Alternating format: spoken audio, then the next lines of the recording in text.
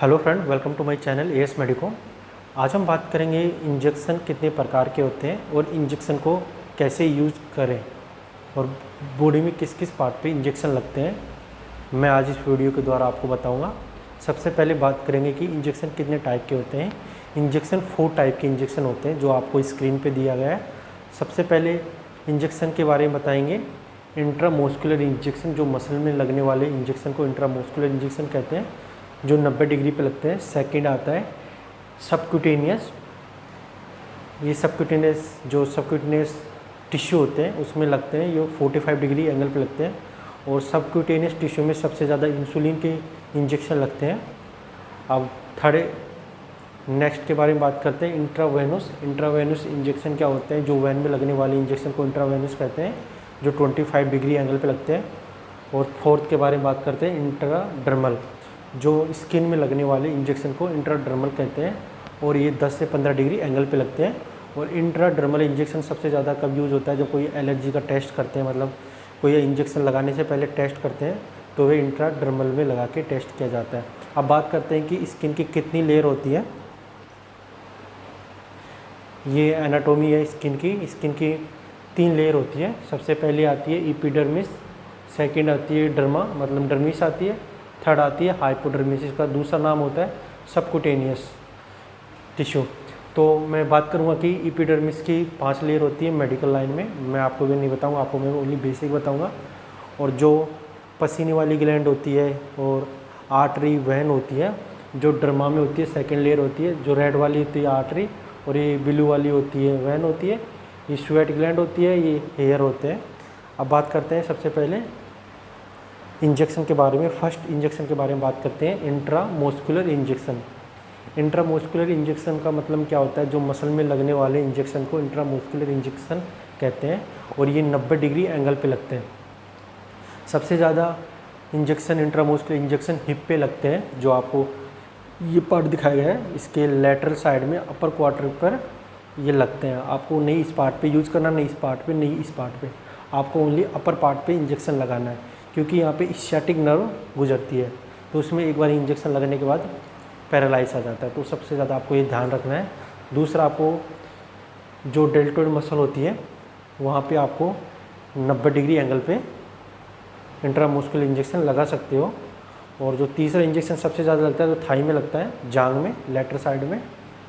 अब मैं आपको बताया था स्ciatic नर्व कहाँ पे गुजरती है, जो आपको ये दिख रही है, ये स्ciatic नर्व। आप इस पार्ट पे इंजेक्शन लगा दोगे, इस पार्ट पे तीनों पे, तो पैरालाइज आने का सबसे ज़्यादा खतरा होता है। मतलब पेशेंट का पाँव काम करना बंद कर देगा और बाद में बिल्कुल उसमें ब्लड सप्लाई या कुछ ही नहीं होगी, तो पाँव करना बंद कर देगा।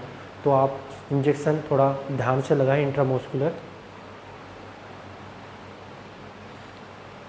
सेकेंड इंजेक्शन के बारे में बात करते हैं, इंट्रावेनस इंजेक्शन। जो वैन में लगने वाले इंजेक्शन होते हैं उसे इंट्रावेनस इंजेक्शन कहते हैं।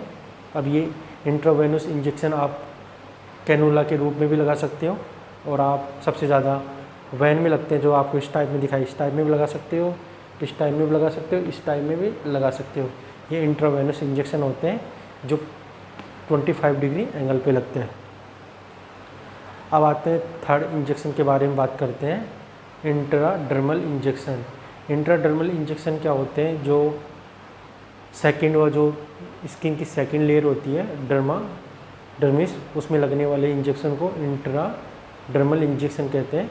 ये इंट्राडर्मल इंजेक्शन सबसे ज़्यादा यूज कब होते हैं, जब कोई आप एलर्जी का टेस्ट करते हो, मतलब आप कोई इंजेक्शन ले रहे हो जो एलर्जी का है, बाद में भी एलर्जी का इंजेक्शन आपके रिएक्शन नहीं करे, तो उसको लगाने से पहले आप स्किन पर टेस्ट कर सकते हो इस टाइप में। और ये सबसे ज़्यादा 10 से 15 डिग्री एंगल पे लगते हैं और आप लगाने के बाद उसको 15 मिनट तक उसको टेस्ट करके आप इंजेक्शन यूज़ कर सकते हो। इसे इंट्राडर्मल इंजेक्शन कहते हैं। और इंट्राडर्मल इंजेक्शन सबसे ज़्यादा कहाँ पे यूज़ होता है, बैक साइड यूज़ होता है, जो हिप पे अपर पार्ट होता है, थाई पे पार्ट होता है, एब्डोमेन पे पार्ट यूज़ होता है और शोल्डर पे। आप इस पार्ट पे इंट्राडर्मल इंजेक्शन लगा सकते हो। अब बात करते हैं कि फोर्थ इंजेक्शन के बारे में बात करते हैं।